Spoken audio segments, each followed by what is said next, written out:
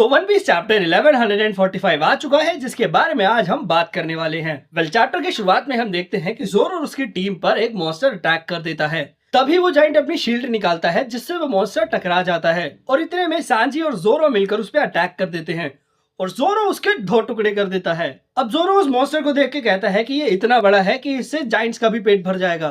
तो वो जाइंट उससे कहता है कि ये बहुत टेस्टी होते हैं और इनकी स्किन के नीचे एक फैट की थिक लेयर होती है, पर इन्हें बनाने में भी काफी टाइम लगता है। तो सांजी उस जाइंट को कहता है कि पर हम अपने साथ अल्कोहल तो लाए ही नहीं है। तो वो जाइंट कहता है कि वो हमें हंटर कैबिन में मिल जाएगी। तब ज़ोरो उससे पूछता है कि क्या ये डेविल फ्रूट की वजह से है, तो उसे जाइंट कहता है कि नहीं, उसके फादर जब बिग मॉम से फाइट करने गए थे तब इसमें जान आ गई थी। फिर वो उसे ज्यूस के बारे में बताते हैं और शायद वो जाइंट भी ज्यूस को जानता है। और फिर हम देखते हैं कि कैसल की तरफ शायद कोई जा रहा है। दूसरी तरफ लोकी की वजह से इन जाइंट्स को पता लगता है कि वहां पर गवर्नमेंट ऑफिशियल्स आए थे और हर बार की तरह लूफी को कोई आइडिया नहीं है कि ये लोग यहाँ पर क्या बात कर रहे हैं।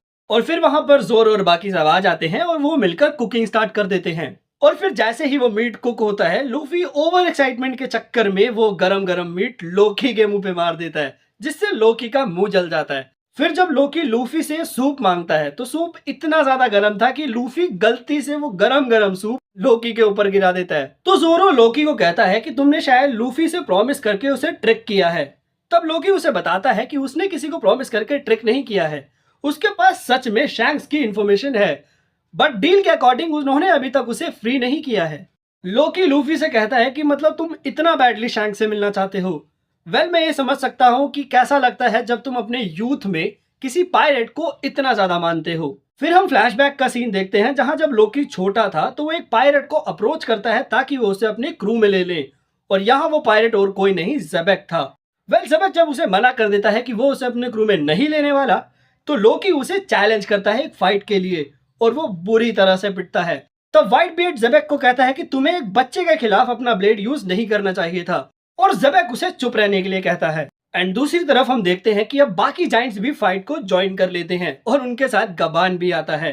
गबान बाकी मॉन्स्टर्स को देखकर कहता है कि ठीक जैसा कि मैंने सोचा था, और मॉन्स्टर्स भी आ रहे हैं और एक ऐसी अजीब सी आवाज जिसे सप्रेस नहीं किया जा सकता, मैं उसे सुन सकता हूँ। और अगर एल्बाफ भी अब सेफ नहीं है तो शायद अब दुनिया खत्म हो रही है। एंड दूसरी तरफ हम देखते हैं कि फायर फाइटर्स पूरी कोशिश कर रहे हैं आग को बुझाने की, और बच्चे उस आग के पास पहुंचने वाले हैं। और होली नाइट्स आपस में ये डिस्कस करते हैं कि अब वो बच्चे जलकर मरने वाले हैं, तो क्या वो जलते जलते अपने होश में आ जाएंगे। तो गुनगो उसे बताती है कि जैसे ही वो हीट के पास आएंगे वो अपने होश में आ जाएंगे, और फिर जब वो जलना शुरू करेंगे तो वो चीख चीख कर अपने पेरेंट्स को बुलाएंगे, और वो जब तक जलते रहेंगे जब तक कि सिर्फ हड्डियां ना बच जाएं। और फिर हम देखते हैं कि सी क्लाउड्स में कुछ हलचल होने लगती है और एक अटैक करंट शोल्डर थ्रो सीधा आग के ऊपर जाके उसे बुझा देता है। और ये अटैक और किसी ने नहीं, अपने जीन बे ने किया था, जो लास्ट मोमेंट पे वहां पर आया था, वरना कैजुअलिटीज और ज्यादा हो सकती थी।